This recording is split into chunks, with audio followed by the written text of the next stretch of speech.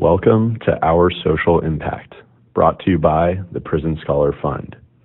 The Prison Scholar Fund's mission is to provide education and employment assistance to help currently and formerly incarcerated people succeed and thrive in society while avoiding homelessness and the revolving door of reincarceration. The PSF also advocates for reform in correctional education to increase opportunity for all. As a nonprofit, we rely on investments, volunteers, and are always looking for board members to champion our mission. Please connect with us through our website at prisonscholars.org, where you can find volunteer opportunities, make a contribution, and learn about becoming a board member. You can also email us at info@prisonscholars.org and find us through most social media platforms at Prison Scholars. Become a patron by supporting us directly at Patreon with @PrisonScholars. We appreciate your review of this podcast through whatever platform you listen through. Without further ado, here's Dirk van Velzen, founder and CEO of the Prison Scholar Fund. So welcome to Our Social Impact. Today we have Jason Spyres. I just bumped into him after doing a YouTube podcast. So welcome to the show, Jason. Thank you. I'm glad to be on. So I hear you're doing amazing things, and since I know nothing about you, I get to learn about you the same time everybody else does. Sounds great. But I do know that you're at Stanford. I know you're formerly incarcerated, and I also know you're doing some pretty amazing work. Okay. So I'll let you kind of jump in, maybe some background and... Okay, so to sum up my life into an encapsulated paragraph for people to know who I am, I grew up with drug-addicted parents, was poor, not making excuses, just setting the scene, and decided to start selling cannabis. Next thing I knew, I started making a good amount of money on it, and I got arrested, and I was given a 30-year sentence in the state of Illinois. While in prison, I decided that I had a distorted notion of what success was, and I changed the way that I looked at a lot of things. And I started studying physics, calculus, chemistry, and all this on my own, doing the best I can to dismantle the material. And then towards the end of my incarceration, I got to a work release program, which is where I could go out in society and work while I was still incarcerated.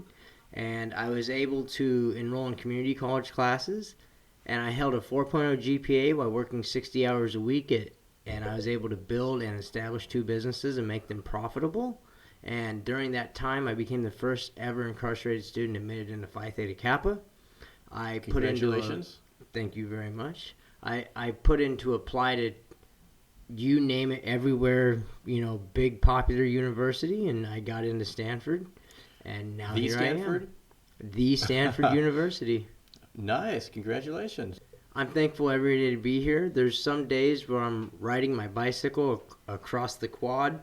I look out at the Stanford Oval, and I'm just like, wow, this is my life. The road and statues. So different than when I was looking at the sun through a window with a screen on it with bars, So the knowledge you were dismantling inside a prison, what was that like? And did you get any credit for that? No, I didn't get any credit for that. What I did is, in Illinois, their system is starting to change, and I applaud them for their changes. But when I was in there, when you had a longer amount of time, it was next to impossible to get into classes. And so when I had my realization that I wanted to change my life, I decided that nothing was going to stop me. And I enrolled in Jason Spyres University, which I like to say is me and my library card, hard at work. And so they didn't really have any textbooks there that could really help me. So I wrote various colleges and asked them if they could just send me a used textbook. Been there, done that. It always works. Originally, I got my hands on a molecular chemistry book from 1996. It was 1,200 pages with an 1,180-page workbook. I worked through that from page 1, from about the author to the very end, every single page, every single problem, every single day. It took me 6 to 7 hours for 6.5 months, and I took copious notes. And I like to say that selling cannabis was not the last crime I committed, because when I got done with that textbook, my notes stood higher than the textbook. So I think I committed copyright infringement without even trying. Just straight writing it down. Yeah. So did the guards give you any shade because you're a cannabis dealer? Were you dealing it or? Oh yeah, I was a full-fledged cannabis dealer. I was bringing cannabis from California out to Illinois, and I was doing it for criminal ambition to make money off of doing an illegal act. So now that that's your history, and now you're studying molecular chemistry, do the guards think that you're trying to learn how to cook drugs? Oh, yes, all the time. Like, I don't know if they actually thought that, but that was the joke. And Chemistry. I remember one time, well, I started with molecular chemistry, and then after chemistry, I did physics. And then after 7 months of physics, I went on to organic chemistry. Then after organic chemistry, I did calculus. And during calculus, I realized I should have done calculus before physics.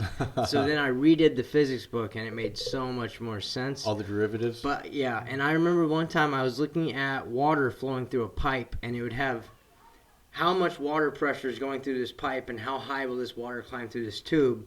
And I'm working it out, and the CO just came up to me and looked at it and kept walking. But that wasn't the weirdest moment. The weirdest moment was I was trying to figure out chiral molecules and diasomers in organic chemistry, and it's hard to visualize it on paper. So I got a racquetball or a handball, and I poked 4 tetrahedral holes on it and treated it like it's a carbon. I'm not trying to sound like too overly here, but I had a ball, I poked holes in it, and these were substituent groups to represent a chemical molecule. All this chemistry people know what you're talking about. Yeah, and I'm trying to figure out like how it looks, and I'm moving it around, and I'm like, because the question is this, like when you hold your hand up and you look at the back side of your hand, your thumb's going a certain direction. But if you look at the other side of your hand, your thumb's going the other direction, but you know it's still the same hand. So I was trying to figure out, is this the same molecule and I'm just looking at it from the other direction? Yeah. Or is this molecule your right hand instead of your left hand? Is it different? Gotcha. It's like I'm trying to figure this out and I'm losing my mind, and a correctional officer came up to me and he was just like, "What the hell are you doing?" Mr. Spyres. Yeah. Mr. K99397, what are you doing? And I look at this ball and I had this moment where like, oh shit. If I try to tell him what I just told you, like he's going to think I'm straight nuts. He's going to think you're high on. Yeah, so I'm just like, I'm just trying to get a better life for myself. And he's like, I can support that, and kept going. And I was like, because it was a true statement, but like if I tried to actually explain what I was doing, skip the details. Yeah, it wouldn't have worked well. You could just, hey man, so very cool. Sounds like you've always been a lifelong learner. Well, when I was younger, I think what it is I wasn't in the best environment to encourage learning, but I was always smart. Like I remember math came pretty easy to me. But I've found in life that when you're lacking a lot of the fundamentals, like when you know that the 3rd is the day that the food stamps show up, so don't go to school because mom's going to go to the grocery store and you can hide some of the food afterwards, you're not focused too hard on your homework. Yeah. You know, so I always had like a curiosity and a natural gut that I wanted to learn stuff, but I think that the fundamentals were so lacking in my life that I never had to focus on it. Gotcha. And that's one thing that I hate to say, but prison is a very negative experience, and I don't wish it on anybody. But there was actually years of my life in prison which were more enjoyable to me than my childhood. And I'm not blaming my parents for it. They had their problems, but they did the best that they could. But prison allowed me to know the food sucked, but I knew the food would be there. Yeah. The accommodations sucked, but I knew the accommodations would be there. So you had consistency that you didn't have before. Yeah, it gave us stability. Maybe not a... Look, if you know everything's always going to suck, your life is still stable. Yeah. Like... It'll be the same tomorrow as it is today. Exactly. So it sounds like, you didn't have a great reference group. They didn't encourage you to go to college, things like that. That wasn't really on your radar. No, college wasn't really on my radar. And I do remember that when I graduated high school, I did want to go to school because Caterpillar had an apprenticeship program to be a maintenance man, but it was through a community college, and I didn't even realize it was like college. You know what I mean? Like I thought it was just I'm doing like a job training program and it happens to be at the college. Yeah. And I got there and I found out that it's actually college courses. But other than that, yeah, I would have never stepped in a college classroom. So being a cannabis dealer, tell me about that. How much weight were you moving? And did you really do actual 30 years on this thing? Here's how it worked. Okay, I've written a book. It should be published in like the next 18 months or so. So my 17th birthday rolls around. Do we find it on Amazon? And plug the title if you want. No, I haven't put it on Amazon. If I don't find a publisher or an agent soon, I probably will go that route because it's so wrong of me to brag about it myself. But like, I wrote a legit book. Like it doesn't sound like something that some guy in prison just scribbled down on a notepad. Yeah. It has a beginning, it has a middle, it has an end, it has a plot, and I lived through it all. So here's how it started. My 17th birthday, I was a boy. Obviously, I had the ambitions of many 17-year-old boys. So I wanted to throw a party, get a girl I liked to come over. And I'd never smoked pot. To this day, I haven't took a drag of a cigarette. So I decided I was going to throw a party, and I was going to try and get a half ounce of pot to have at the party, kind of like a party favor. And my buddy Cody said that he'd get a half ounce for $35. So after school, I got up with Cody. We were going to go get this half ounce. So I asked my mom, could I borrow her car? And because her car was better than mine. And she said, why? And I told her. And as I'm walking out the door, she's like, hold on. Get me some? Here's $10. Get me some too. I'm out. Yeah, that's exactly what she said. So she gives me the $10. I go on this wild goose chase. I end up with a little less than a half ounce, and I ended up paying $40. So I get back. I give mom her little break off, and the next day I see a girl. I'm like, hey, you want to smoke some pot? And I give her a little bit. She smokes it, and I'm like, yeah, I'm throwing a party tonight. You should come to it. And her friend walks up and he's like, hey, man, will you sell me some of this? And I'm like, nah, man, it's for the party. He's like, come on, man, will you sell me some? I'm like, nah, man, it's for the party. He walks off. As soon as he walks off, she's like, hey, would you sell me some of it? I'm not justifying anything, but she was able to talk me into selling it. She was cuter. Yes, exactly. I wanted to kiss her a lot more than him. Yeah, she's bats her eyes and she's got it. So I sold her a little bit. Then one of my buddies who was involved in helping us get it, he asked me to sell him some. He's like, man, I hope you get it. So I sold him some. Long story short, by the end of the day, I had a little bit left over for the party. The party went well, and I pulled the money out, and I started counting up, and I had $35. I'm like, well, cool. I paid $40, so this only cost me $5. And then I remembered, wait a minute. Mom gave me $10 the night before. So I'd actually made $5. Net literally profit. Telling people, no, I do not want to sell you this. And you still made $5. And I still made $5. And so you can do the math pretty fast. Yeah, and I like to joke that makes my mom be my number one first customer. She doesn't like that fact, but I like to tease her with it. But I realized real quick that I liked the idea of like the social interactions of it, like throwing the party. I liked the idea of people coming for me to get it. So I told myself this diluted notion of, okay, everybody says it. I'm just going to hook my friends up. You know what I mean? I'm just going to hook my friends up. So then I'm working at Jack in the Box, and someone comes through, and being kids, we thought it was so cool to try and sell it out the drive-thru and this and that. And one day, one of my buddies comes through the drive-thru, gets it, and he has someone else in the car with him that I do not know. He hands it to him. The guy that I do not know says, thanks, man, and pulls off. When I go on my break, because I had this weird moment, I'm like, I'm a drug dealer. What just happened? Yeah, I just sold drugs. And I had this weird thought of... Now it's not your friends anymore. Yeah, I'm like, am I okay with this? And I literally went through my head of like, seriously, am I okay with this? And at that point, a police officer that I knew pulled up right in front of me, got out of his car and walked up and said, hey, Jason. Looked up and he's like, everything all right, bud? You got any weed on you? And I'm like, nah, man, because I actually had done deals with, I had done deals with him before, and he'd helped me get weed for. I'm like, nah, and he's like, all right, and he walks into the. So you sounded at the cops, yeah, he walks in. Well, and they were helping me get it. I was buying cannabis off police officers. Okay. So that was my thought is, even the police are in on this. I'm not hurting anybody, and I already bought my Offspring tickets next week. So I'm paying for gas, I'm paying for concerts, I'm not hurting anybody, so I was cool with it. Next thing I know, it's just weed, right? It's just a little bit of pot. And it's just weed. Yeah. Next thing I know, I come out to Illinois.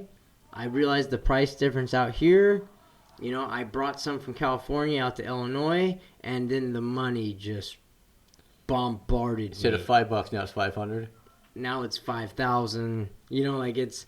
I was literally at one point I was moving. I'd say at least 50 to 100 pounds a month, at least. Nice. And I wasn't making like gobs of money per pound. But like I try to tell people, the cannabis market is about turnover. It's not about margins. Yeah. So, but a long story goes into that. I won't break it down here. I broke it down other places, but it's in my book. Something happened that made me realize that I had a mistaken notion when I was sitting in the parking lot at Jack in the Box that I was hurting people. And I tell people all the time is, I am all for cannabis legalization, but not for what you think. I don't smoke pot. I don't condone it. I don't think you should smoke pot. I don't care if you do, but I don't. But you're not going to recommend it. Yeah, but I'm anti-prohibition because I've realized that prohibition creates a black market that cultivates other crimes, and it creates an indirect ripple effect that you can never control.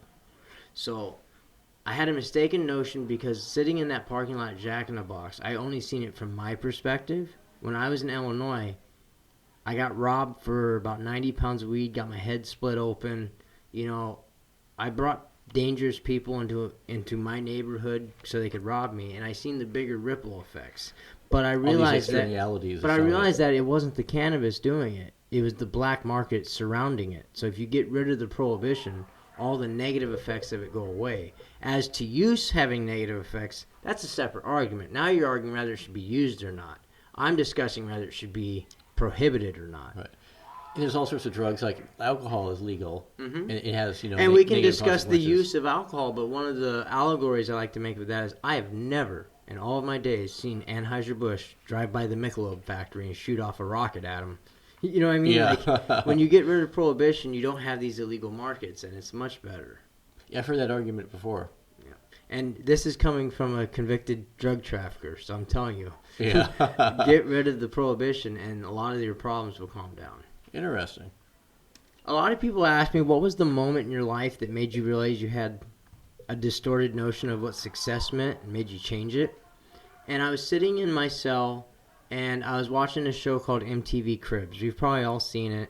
Yeah. You know, I think it was Master P. He had like 100 pairs of shoes and 8 cars.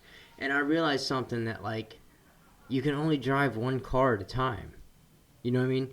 And I looked at my TV, which was, I paid for this 13-inch TV. It was like $250 back in 2004. It's the most, as you probably know, it's the most prized possession an inmate can possibly have. Did you have a green one or a clear one? Not a clear one. And it was the big bubble. Yeah, you know? the big bubble. Yep. And I asked myself, if I had 2 of these side by side, would it make me any happier? And the answer was no. 2 13-inch bubble TVs would not make me any happier. And so then I went out to my window, and then I looked out the window, and I had the screen, and it had that cheesy moment where, you know how, like, a guy and a girl are separated, and they look up at the moon, but they're like, oh, we're all both looking to the same moon. It's like, I looked up at that moon, and I was like, you know what? That's the same moon I'd be looking at if I wasn't in this prison cell. And then that's when it dawned on me that, like, 2 TVs doesn't make me happy. I gotta find things that make me happy and not just have it be based upon material objects. And then I realized I'm looking at the same moon. Which means everybody else is looking at. Which means it's still my life to live. They didn't take my life. They just forced me to live it in their location. And then that's when I realized nobody's stopping me from going to the library and getting a book. Nobody's stopping me from learning how to speak Spanish. Nobody's stopping me from acquiring knowledge and acquiring pursuit besides myself. And that moment was just like so awakening to me. And so I started gathering knowledge. And then the second moment that just changed everything was when we went to the chow hall. We stand in the lines. If you've ever been in the military or in prison, you know what it's like to stand in line for the chow hall. There's more semblances to military people and ex-prisoners than you would imagine. But yeah, prison is just like the military, but you don't get guns. Yeah, and when you're done with your time, you're not as respected. Yeah. So, but one of the things I like to say is we stood underneath this tree for shade and waiting to go in. And I had a dental pass one day, so I didn't get to go to the regular chow line, and that tree fell. And I don't mean that tree fell like... It went bam! Just fell. Really? Yeah. So, and it fell during the time that I could have been going to chow. Now, I'm not saying I would have been standing underneath it. I'm not saying it would have died. I'm saying it prompted the thought in my head that what if that happened to me and I died?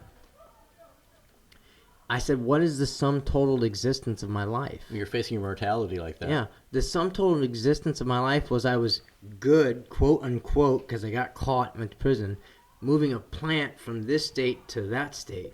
I'm like, what if your life's work was, hey, I took this onion from Missouri to New York? Like, it's like, that's not a huge thing. This arbitrary thing. And that's when I wanted more for myself. And that's when I really started hitting the sciences and trying to figure out how to go about life in a different way.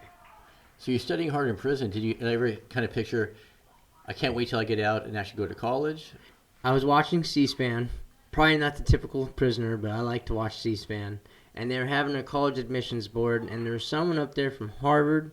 I think Stanford was there. I believe it was Harvard, Stanford, and Columbia. And they asked, what do you look for? When someone applies, what do you look for? And I think it was the Stanford girl. I can't remember. I don't want to, give a lie, but I think it was Stanford. And she said, finding the perfect candidate is kind of like love. I can tell you the generics of it, but I can't tell you what's going to make me fall in love. The feeling. But you know it when you see it, right? And she said, you just read the application, you read the essays, and you know it when you read it. Interesting. She said, I can tell you what a good essay should look like. I can't tell you the good essay is going to work. Yeah, you can map out GMAT scores, GPA, all the they baselines. talked about all that, and she said, but you know what I find impressive? She said, let's say I have 2 kids. One gets a 1,600 on the SATs, one gets a 1,300 on the SATs.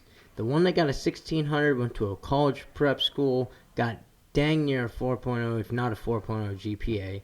His mom's a doctor, his dad's a lawyer, he was involved in his community, he went overseas for a summer to help with Habitats for Humanity. But then the girl who got the 1,300 on the SATs is living in Georgia. Her mom never even graduated high school. Her dad's a welder. She got like a 3.4, in high school, or a 3.7, not perfect, but good grades. But she got a 1,300 on the SATs, and she wasn't involved in after-school prep courses. She said, I would take that girl every single time. And they're like, why? And they're like, because that girl took what she was given and made the most out of it. I'm not belittling what the boy did, but imagine if you give that girl the same resources and the same environment that he had, she could have had every bit the same result. Yeah, while he's being tutored, she's probably working a part-time job. So it's basically not just what have you done, it's what have you done with what have you been given. And then that's when I was like, wow. And I stopped and I looked around my prison cell and I said, what do I got? And I had a pencil, and I had a notepad, and I had one of the textbooks I'd been reading. And at that point, man, I decided, I got it. This is it. Because who can say they have as little as a prisoner? Yeah. You know what I mean? And I was like, I just got to do the best I can with what I got. I don't got to keep up with everybody else. And then that's when I started writing newspapers and getting published with op-eds on how we should reform certain prison policies. You still have a voice. Yeah, I've been published in over 100 different newspapers. No kidding. Yeah, I don't know if it was 100 different newspapers, but I've been published over 100 times in newspapers. Op-eds and stuff. Yeah. And I had feature articles in magazines, and I had reporters come down to the prison and interview me after a while. What's your best magazine? I was in the Illinois Times. I had the whole feature article, the cover story, and everything. We'll Google it. What's it called? Just Google Jason Spyres, Illinois Times, and you'll find it. S-P-Y-R-E-S. Yeah, S-P-Y-R-E-S. Yeah, we'll Google it. Yeah, and you'll find it. And if you just Google Jason Spyres Stanford, there's a Stanford Review article on me. That was pretty nice. Nice. So, but the point is I started writing, and then I made, you know what? I see all these ways to fix the prison system, and we should do it. And I said, but the only way I'm going to have credibility is if I don't argue for myself. I said, if I argue for myself, it makes it look like I'm just doing everything I can to get outside of prison. And I said, I want out, but it's more like I want to see the system get fixed as well. And if they fix the system, that will benefit me. Yeah, you can ride that wave. Yeah. And so I wrote every single elected Illinois House representative, every single Illinois elected senator. I wrote the governor's office multiple times. And right now, Michael Frericks, who's the senator in Champaign, who's now went on to statewide elected office, I believe he's the treasurer, he wrote me back. multiple times and said he was proud of my ideas and he thought they were actually feasible. So you had a pen pal, pretty important one. Well, I'm going to say this, is that they've reformed their system now, and I'm not saying that I did it, but I can say all the changes they're making are directly in line with the changes I was published in the paper saying this is exactly what we need to do years before. So it could be a coincidence, or it could have It's been just a informed their coincidence. thinking. I guarantee you it's just a coincidence. Yeah, you're humble. That's amazing. One of the things I like about it now is now Shane Crutchfield, who's currently sitting in prison with a 40-year sentence for 3 ounces of cocaine, he's able to get good time for going back to school to get his GED. He's able to get good time for participating in programs that have proven to lower recidivism rates.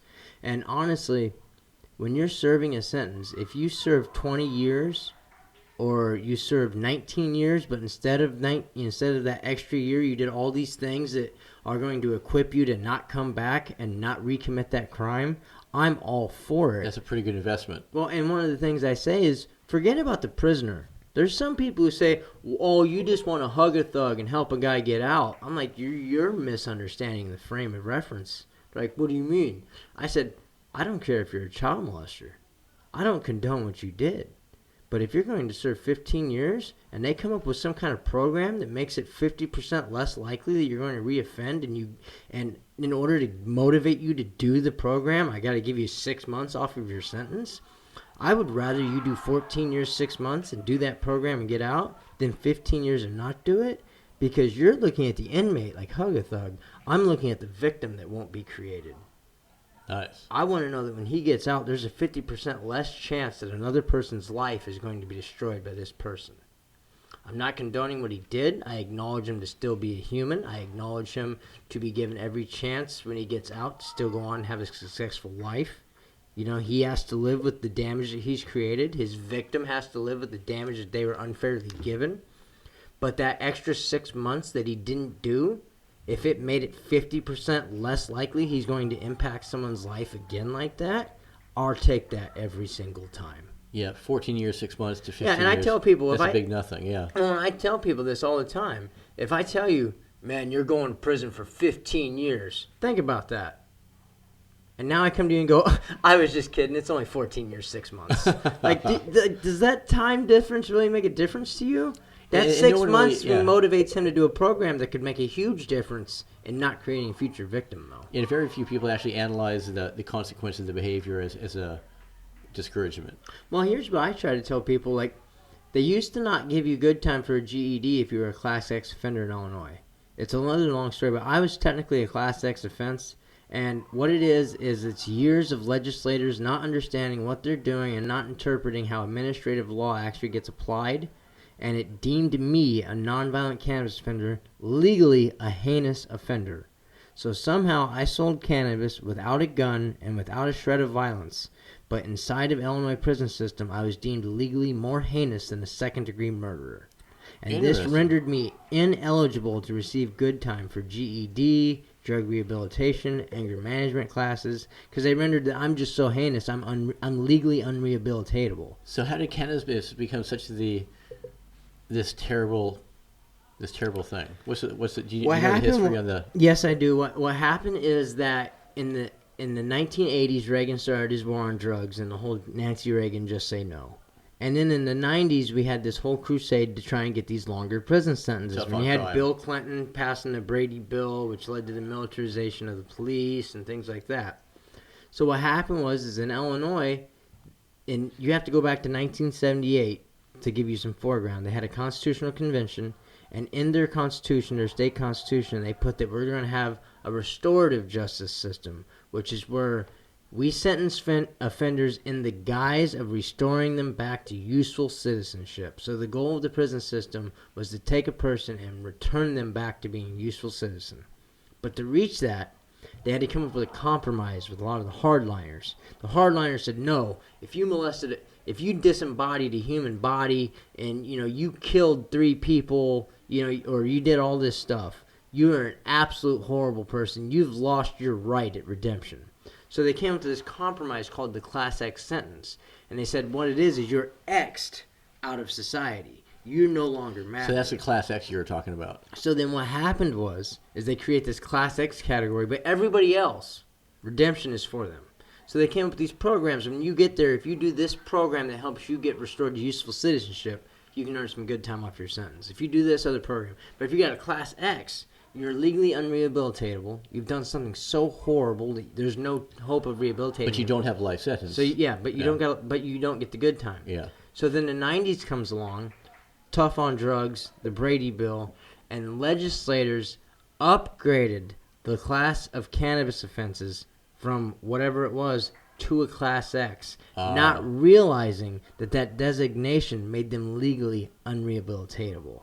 And what that led to is someone like me who sold cannabis now ending up in prison, legally more heinous than a second-degree murder and unable to earn good conduct credits for rehabilitative programs. And see, when I talk with legislators about this kind of stuff, what scares me is so many people are tough on crime, do the time, do the crime, do the time. And I'm like, I'm with you. If somebody does something wrong, I'm with you on a consequence. But you need to look at how we're meting out these consequences and ask you if it doesn't make sense. Is jaywalking, right, a less offense than stealing? I'd say it is. But what if jaywalking carried a longer sentence or deemed you legally heinous and stealing didn't? Hopefully, even the hardliners, they're like, don't do the crime if you can't do the time. We'll agree, okay, maybe we need to reform that. Maybe these maybe we need to. Maybe jaywalking shouldn't carry 2 months in prison. Yeah. Just saying. Yeah, I think we can drop that down. Yeah. So. Yeah, that's really interesting. Like, and even in my case, I got 15 years for commercial burglaries, which is like breaking into warehouses. And I see second-degree murderers doing 9 to 11 years. It's like, I didn't leave a body in my wake, and I got more time. But, that's just, the way that laws are constructed. Yeah, one of the things I'd like to say is when you look at how sentences are constructed, I do have sympathy for those who are trying to construe how sentences are going to be applied, because I knew one guy, he was a real good guy, I'll leave his name out of it, but he was driving, he was drunk, and he got in a car accident. The car hit him. When the car hit him, it killed his passenger, and it killed the 2 people in the other car, and he was drunk driving, so 3 people died, and he served less time than me. Now, I'm not saying that he should have served more time to me or less time to me or this and that. I'm saying, but it's real hard to gauge, how much time in prison do you give that guy because he was driving drunk? Because somebody else hit him and casualties came about it. Yeah, you shouldn't drink and drive. But it's real hard to gauge how you can't hand out sentences in these block codes. Yeah. Each sentence has its own unique characteristic. Yeah, I think that's when the Sentencing Reform Act kicked in, because when judges had the discretion, there's uneven sentences across the board, and they're like, we need to fix this and have mandatory minimums and all that stuff. And I even disagree with mandatory minimums. I'm good with mandatory maximums, just because I believe the least power you give to government to incarcerate people is usually the route to go. You know what I mean? It should be that necessary evil that we have, but we realize that we don't want to give it too much power. So it's fascinating you kind of dove into this area. When you got out of prison, did you kind of pursue some of this work? Yeah, when I got out of prison, here's how it went. I was in a work release program. I came to my counselor at the work release center, and I was like, hey, can I talk to you? And he's like, yeah, what's up? I said, I have 2 goals. He's like, let's hear it. Most people have 0 goals, so good for you. My first goal, do whatever it takes to make you happy. He said, I like your first goal. Your first goal is good. You're on the right track here. Yeah. I said, my second goal is I want to be an engineer. And he's like, okay. And I'm like, so what do you want me to do? Yeah, and he's like, I'm like, so I want to take some college courses. He's like, no, this is a work release center. I said, it says in the book that I can take college courses. And he's like, tell you what, get a job, bring home a paycheck, 40 hours a week for 2-3 weeks, then come talk to me about college courses. We can work something out. So I went and I got a job, and I got hired on as a dishwasher at this place called Goldie's Pizza. And I ended up starting to work at another location he had called Kenny's West Side in Peoria, Illinois. And I came to him and I said, hey, I got a deal for you. He's like, what's that? My boss was like, what's up? And I said, I want to go to college. He's like, I fully support you going to college. I'm all about it. And I said, well, if you let me manage my hours around college classes, you'd be my number 2. He's like, what kind of deal is that? I'm like, no. If college comes first, your comes second, and our come third. And what I mean by that is I won't be going on dates. I won't be going home for the weekend to see my family. It'll be college, and the only time that your business will get vetoed is if it's college. Other than that, you'll have every waking second of my day. He said, deal. Nice.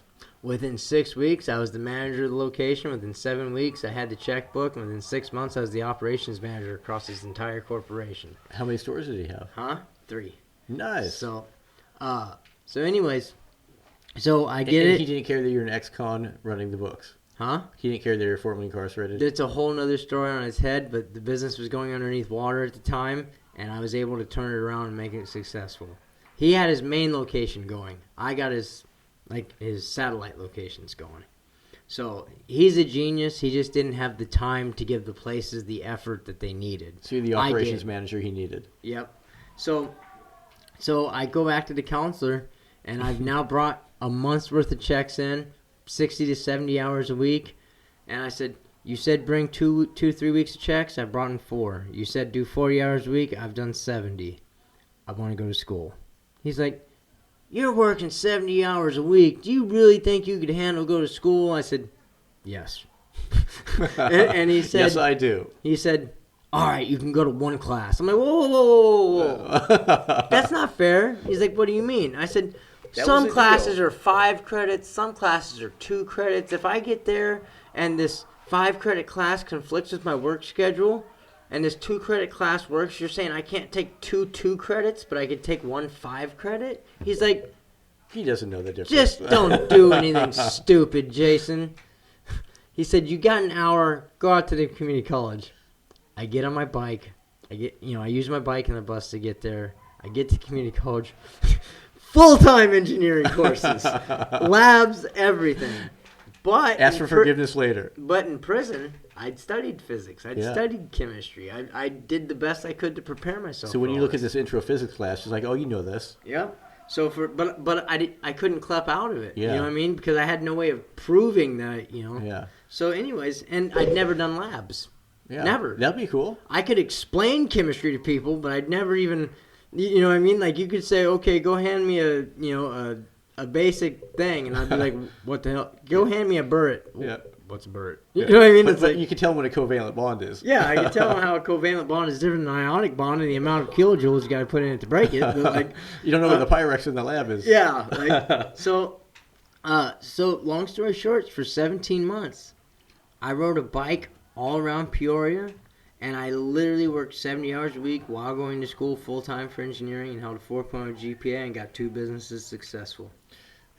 So it's probably not a surprise that you're at Stanford. Yep. So, and I put in the transfer to Stanford, and when I got out, this candidate, his name was Cash Jackson. He was running for governor in Illinois on a libertarian ticket, and he said, look, don't worry about your politics. He said, can we agree on the things that we need to reform criminal justice? I said, yes. He said, can we agree that cannabis prohibition is bad? I said, yes. Can we agree on these other 3 principles? And I said, yes. He said, then can you just help me make those principles work? Don't think of it as Democrat, Republican, or Libertarian. He's like, just focus the issue. Could you do this? Yeah. And I said, yeah. He's like, I need you. I need you to be my director of operations. I need you. So I became his director of operations, and I took a no-name candidate with next to nothing funding with Brian Lambrick. I got to give him credit, and Donnie Henry. We were able to get a no-name candidate with little money onto the first televised debate in the Libertarian Party history in the state of Illinois for the governor's race. I overseen the petitioning campaign to get him on the State Board of Elections ballot. I helped. I was the #1 petitioner, raising over 1,600 signatures myself, and we had a grand total of 47,690 signatures and secured ballot access for him in the state of Illinois. So I was You're just killing it. Whatever you touch. Well, And one thing is that while I was doing all that, there was a sheriff's race going on in Peoria County, and I was affiliated with the governor candidate, and so I met Brian Asbell, who was the sheriff candidate in Peoria, and I also met Brian Fangle, who is the leader of the Illinois Police Chiefs Association, who is running for sheriff. And they came and spoke at a thing that I was also speaking at. We got to know each other, and they said, you know what, you make a lot of sense when you talk. And we started talking about like things that I'm trying to do and how I'm trying to change things. And I had a little bit of a following in Peoria due to my story and what I'd done. And next thing I knew is I had both these guys bucking to try and get my endorsement. Both of them wanted me to endorse their campaign, you know, and I was just like, this is just... How did that make you feel? Yeah, well, Brian Fangle, the Democrat, even said, hey, Jason, come down here. I want to show you something. He introduced me to U.S. Rep. Sherry Bustos. It was like, Bustos, this is the guy that I really need his endorsement. Like, so, like, I got, you know, people trying to get me to endorse their campaign and introducing me to U.S. reps, and, like, it's just so strange. And then... That's a big twist of fate from walking in the chow line. And so, long story short is, Brian Fangle called me up one day and was like, hey, have you ever thought about putting in for a pardon? And I'm like, dude, they're not going to give me a pardon. Like, I just got off parole. And he's like, well, if you ever think about it, I want you to call me because I'd like to help you with it. And I was like, and this is after the whole endorsement thing. I didn't even endorse him. We endorsed the other guy. So I got to give him kudos to that. Like, you know, he was sincere about it. And then the other one, the sheriff, was like, well, no, that makes sense to me. You deserve a pardon. He said, I'd like to write you a letter if you're okay with that. And he wrote me a letter. Nice. So I got a letter on the letterhead from the Peoria County Sheriff, a letter on letterhead from the chief of the Illinois Police Association, who's a Democrat. Then, during my public speaking, I ran into state reps like Alan Skillcore, and he came up to me and said, you know, you're making a lot of sense. And he said, you know, you should get a pardon. And I'm like, funny, because I got a lot of people come to me about this. And I'm like, and he wrote me a letter on his letterhead. And so after that, I was just like, you know, I'm not going to let all these people just bring this up and not act on it. Yeah, you thanks know for all what I these mean? pieces of paper. Maybe I should do something with it. Yeah. So, but at that time, I got into Stanford. You know, now I got a potential pardon pending. And Stanford didn't care about the criminal history? no, actually, one of the things that I'm proud about is I applied to Harvard, Columbia, you know, University. High hopes. Northwestern. Well, the way I looked at it is you got to diversify yourself. Make them tell you no. Yeah. Don't assume it. Make them tell you no. So I applied like 16 universities. I got waitlisted at Stanford, and I got into the University of Illinois with an asterisk that I had to go on academic probation because I'd sold cannabis. So, like, Stanford, when they found that out, that we hope that you come to Stanford where you will be given every opportunity that you should have had from the beginning. And so, like, not only did they get over my criminal past, but they seen it as people deserve to be judged for who they are and not always held in the shade of a mistake that they made. That's pretty big. And he stands by it. It's not something he told me in private, this and that. Dean Shaw stands by it. And he said Stanford stands behind you. So I'm real happy with it. You found the right place. Yes, I did. So what's it like? Hey, their slogan here is where the wind of freedom blows. So, yeah. So did you find your tribe then? Yes, I have found my tribe. I love it here. I realize that I've been given an opportunity that many people who haven't committed a mistake don't get, and I don't take that for granted. I make the most of my opportunities, and I realize, let me tell you this, 3,000 people applied to transfer, 24 got in. Wow, no kidding? Yeah, and I know for a fact that there was 500 that were probably every bit as qualified. And I know for a fact that I am not any smarter, any better, any of intrinsically higher worth than they are. Once you get down to that last 500 or so, don't hold me to that number, I'm just giving a figure. It's just a lottery pick if they've seen something in your essay. Yeah. And so I'm grateful every day that I won a lottery.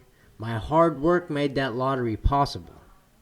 but I realized that I did not get here solely on my own self-braggadocious. Just something resonated with the admissions officer, and boom. Yep. But you can't win the lottery if you don't buy a ticket. Exactly. You can't write an essay about how you like chemistry unless you've studied it.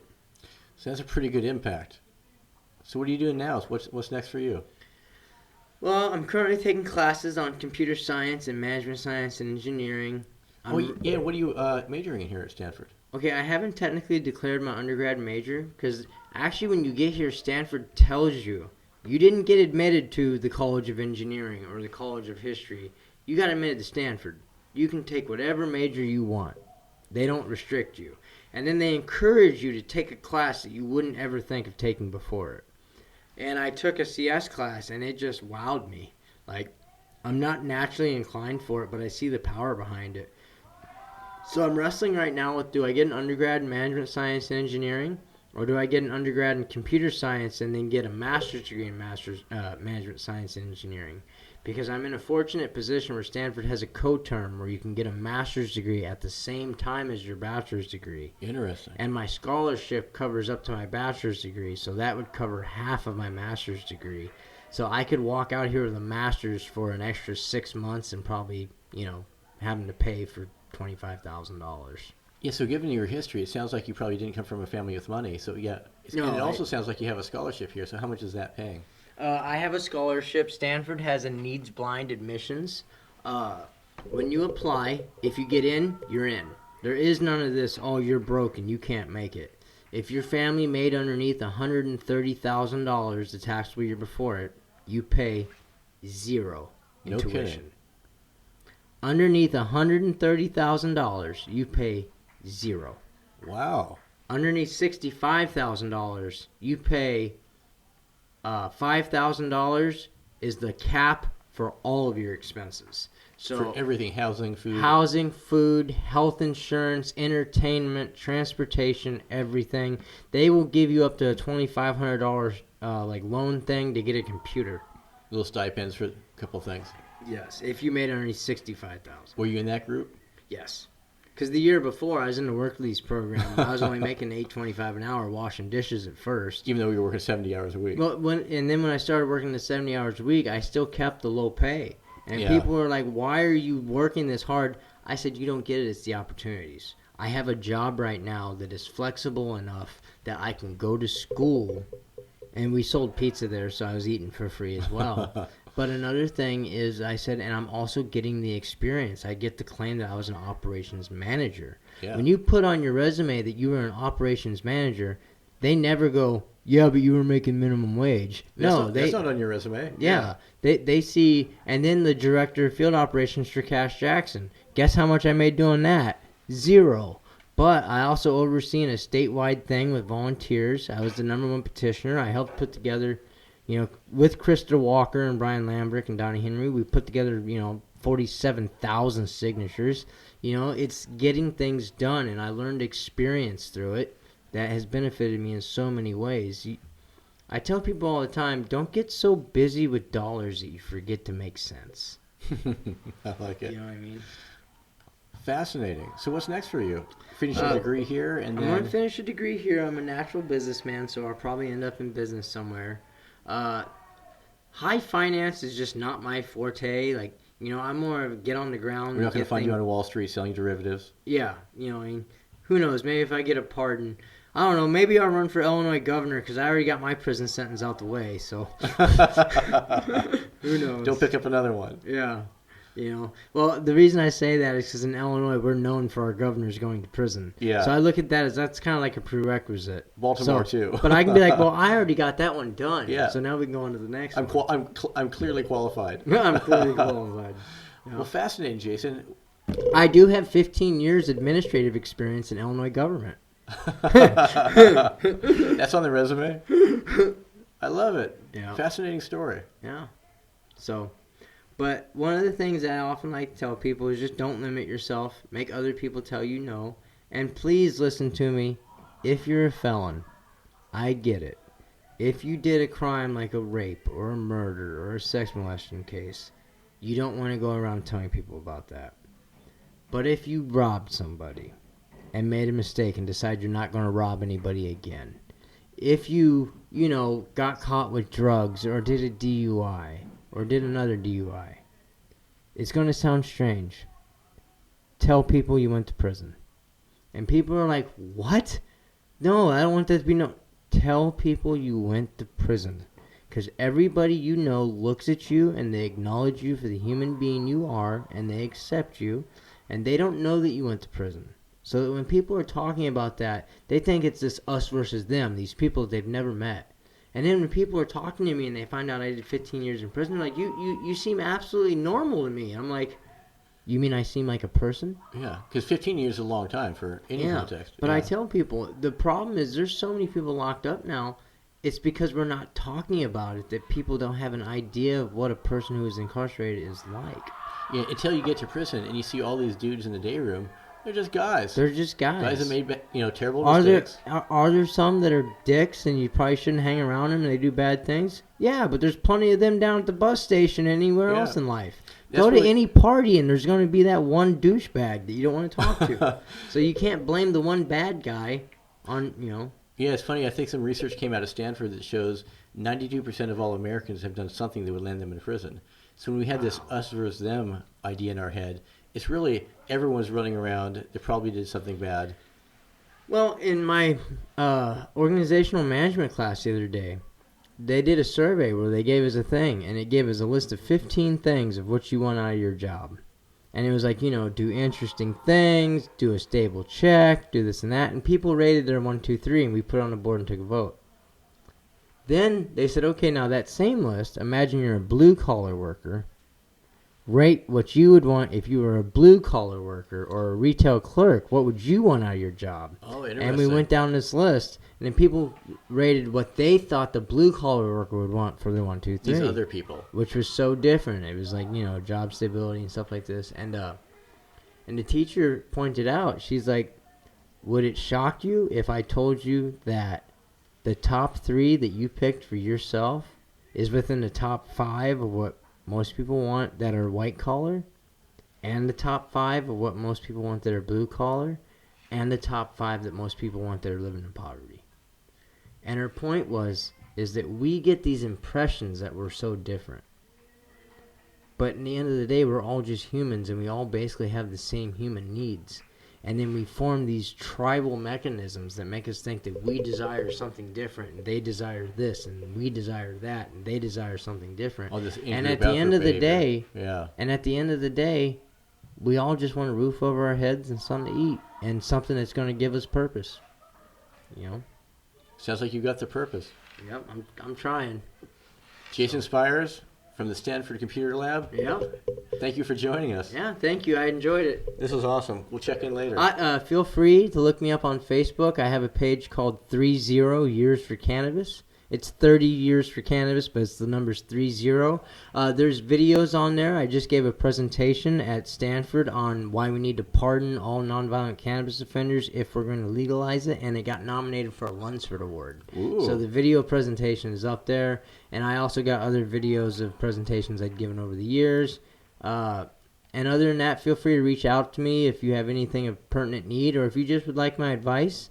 My name is Jason Spyres. That's JasonSpyres, and you can find me at jasonspyres@gmail.com. Wonderful. Thank you, Jason. All right. Once again.